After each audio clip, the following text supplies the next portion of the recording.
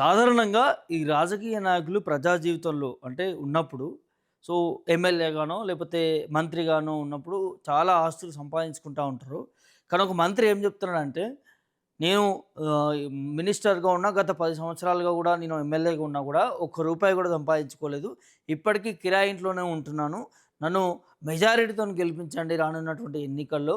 లేకపోతే నేను పోటీ కూడా చేయననేది ఒక సంచలన స్టేట్మెంట్ చేసిండు. అదెవరో అనుకుంటున్నారా? మన మినిస్టర్ కోమటిరెడ్డి వెంకటరెడ్డి. ఒకసారి దానికి సంబంధించినటువంటి వార్త ఉన్నది చర్చించే ప్రయత్నం చేద్దాం. భారీ మెజారిటీకి హామీ ఇస్తేనే వచ్చే ఎన్నికల్లో పోటీ. ఆశలు లేవు, ఆస్తులు లేవు.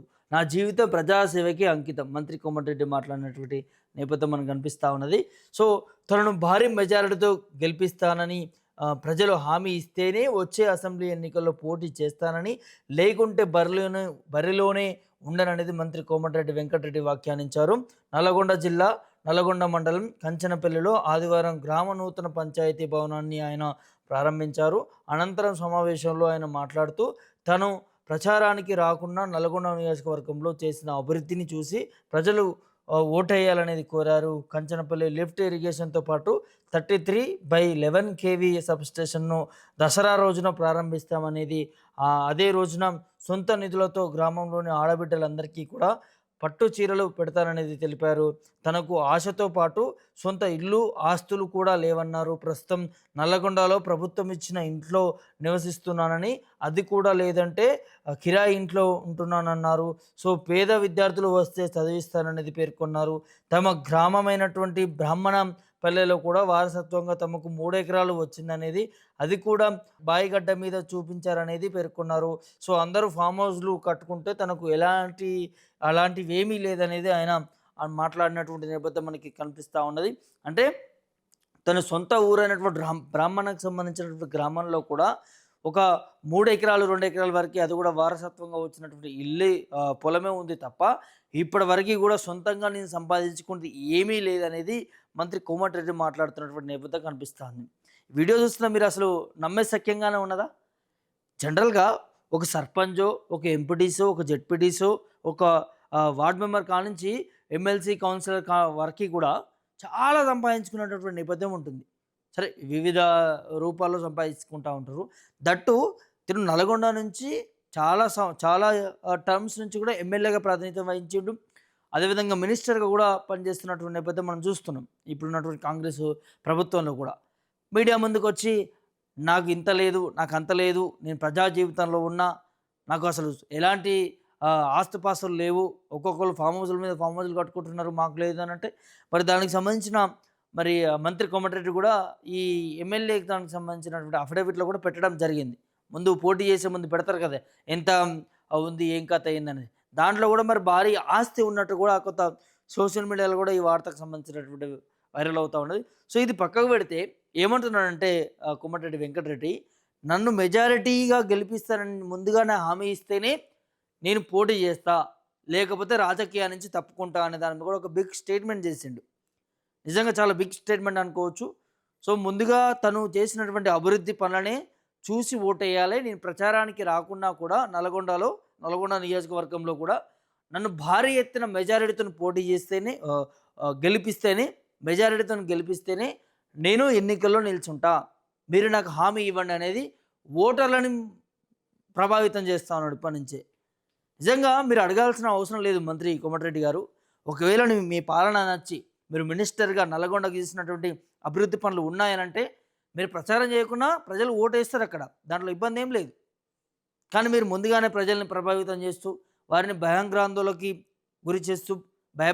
గురి చేస్తూ, ఇబ్బంది పెడుతూ, ముందుగానే ఒక సంచలన స్టేట్మెంట్ చేయడం వల్ల కూడా సో, కొంత ఇబ్బందికర పరిస్థితులు ఉండే అవకాశాలుంటాయి. మీరు నిజంగానే పోటీ చేయరా? పోటీ చేస్తారా?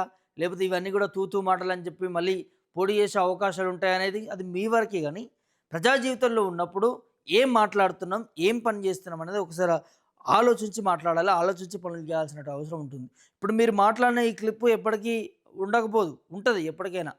సో, ఎప్పటికైనా క్లిప్ ఉంటది.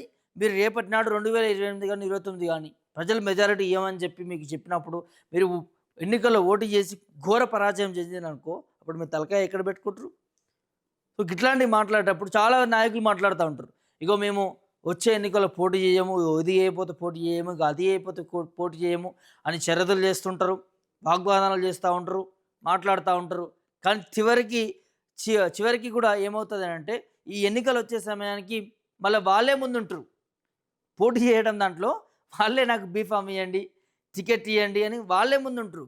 చాలా చూస్తుంటాం. ఈ మంత్రి కోమటిరెడ్డి ఒక్కడే కాదు, చాలా వరకు ఇట్లా చూస్తుంటాం. సవాల్ చేస్తారు, ఆ సవాల్ మీద నిలబడరు. ఎన్నికలు వచ్చే సమయానికి బీఫామ్ల కోసం ఆరాట పడతా ఉంటారు. సో ఇట్లాంటివి చూస్తూ ఉంటాం.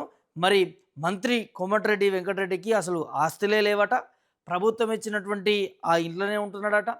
సో తనకి ఎట్లాంటి ఫామ్ హౌస్లో వాట, ఎట్లాంటి ఇండ్లులో వాట, ఎట్లాంటి డూప్లెక్స్ ఇల్లులో వాట, ఎట్లాంటి కంపెనీల్లో వాట, ఎట్లాంటి సంస్థల్లో వాట, దేశ విదేశాల నుంచి నడిపించేటటువంటి వ్యాపారాలకు సంబంధించి కూడా సంస్థల్లో వాట. ఇవన్నీ నమ్ముదామా? నమ్మశక్యంగానే ఉన్నాయా? నేను ఎందుకు ఇవన్నీ మాట్లాడుతున్నానంటే తనకి ఇవన్నీ కూడా ఉన్నాయి అనేది రికార్డులో చెప్తున్నాయి. సో ఇట్లా ప్రజా జీవితంలో వచ్చి అడ్డంగా బుక్ అయ్యి అడ్డంగా మాట్లాడేటటువంటి పరిస్థితులు కనిపిస్తూ ఉంటాయి. సో నేను నల్లగొండ నియోజకవర్గ ప్రజలను అడుగుతూ ఉన్నా, ఆయన సన్నిహితుల్ని అడుగుతూ ఉన్నాం, మంత్రి కోమటిరెడ్డికి సంబంధించిన వారి సన్నిహితుల్ని. నిజంగానే మెజారిటీ ఇవ్వకపోతే రాజకీయాల నుంచి మంత్రి కోమటిరెడ్డి గారు తప్పుకుంటారా? నెంబర్ 1. దట్టు ఇప్పుడు కోమటిరెడ్డి గారు చెప్తున్నట్టుగా తనకి నిజంగానే ఎలాంటి ఆస్తులు లేవా, తనకి ఎలాంటి ఆస్తులు లేవా, తనకి ఎలాంటి ఇల్లులు లేవా, తనకి ఎలాంటి ల్యాండ్ లేవా? ఒక మంత్రిగా తను ప్రాతినిధ్యం వహిస్తూ ఉన్నాడు నల్గొండ నుంచి. సో ఎన్నో టర్మ్స్ నుంచి ఎమ్మెల్యేగా ప్రాతినిధ్యం వహించిండు. రాజశేఖర్ లాంటి టర్మ్స్ నుంచి తను రాజకీయ నాయకుడిగా ఉన్నప్పటి నుంచి అప్పటి నుంచి ఇప్పటివరకు ఏం సంపాదించుకోలేదా? తన చిన్న కాన్వే చెప్తుంది మనకి కోమటిరెడ్డి వెంకటరెడ్డి తన ఆస్తి ఏంది, తన సంపాదన ఏంది అనేది. అంటే ప్రోటోకాల్ ఇస్తుందని మనం అనుకోవచ్చు, ప్రోటోకాల్ కాదు, తను వాడే కారు తెలుస్తుంది మనకి. ప్రైవేట్ కార్ ఎంత వాల్యూ ఉంటుందనేది దాన్ని బట్టే కోమటిరెడ్డి వెంకటరెడ్డి వాల్యూ ఎంత ఉంటుంది, తన ఆస్తి పాస్తులు ఎంత ఉండొచ్చు అనేది చిన్న ఫోన్ ద్వారా కావచ్చు, చిన్న తను యూజ్ చేసేటటువంటి కారు ద్వారానే మనం చెప్పొచ్చు తనకు ఆస్తి ఎంత ఉంది ఏంది అనేది. దాన్ని బట్టే మనం అర్థం చేసుకోవచ్చు వాళ్ళ కోమటిరెడ్డి గారి ప్రైవేట్ వెహికల్స్ ఎంత వాల్యూ ఉంటుంది, తను వాడేటటువంటి ఫోన్ ఎంత వాల్యూ ఉంటుంది అనేది మనం దాన్ని చూస్తేనే తను నిజంగానే పేదవాడా, నిజంగానే మరి ఏం సంపాదించుకోలేదా అనేది స్పష్టంగా తెలిసే అవకాశం ఉంటుంది. సో ఈ వీడియో చూస్తున్నటువంటి వారందరికీ నేను ఒకటే విజ్ఞప్తి చేస్తాను, ముఖ్యంగా నల్గొండ నియోజకవర్గానికి సంబంధించినటువంటి ప్రజలందరికీ కూడా, మీ ఎమ్మెల్యే, మీ మంత్రి కోమటిరెడ్డి వెంకటరెడ్డి ఎంత సంపాదించుకున్నాడు, నిజంగానే ఆస్తిపాస్తులు ఏం లేవా, మీరు దగ్గరుండి చూసినటువంటి ఏమైనా సన్నివేశాలు ఏమైనా ఉన్నాయా అనేది ఒకసారి కామెంట్ రూపంలో తెలియజేయండి.